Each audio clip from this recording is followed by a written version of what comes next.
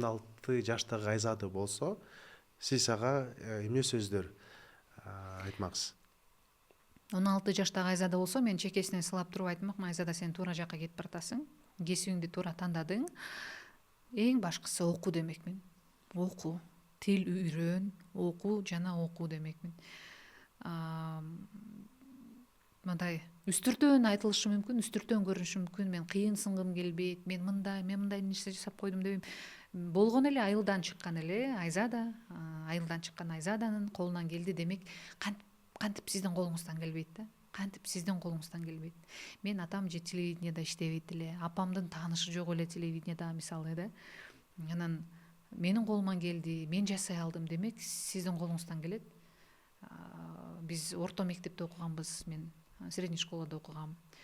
Бир Оксфордто же болбосо башка бир мектепте окуган эмесмин. Бир класста 30-35 киши окуганбыз. Элестетиңиз, бир сааттын ичинде канча убакыт бөлүнөт сизге, мисалы. Биздин аталарыбыз, апаларыбыз деле ошондой окуганбы? Бир тамчыдай. Бир тамчыдай. Анан азыр балдарга аябай мүмкүнчүлүк көп да. Сонун мектептер бар.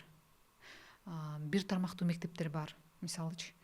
Эң негизгиси, аларга азыр телефон кармабастан окуш керек.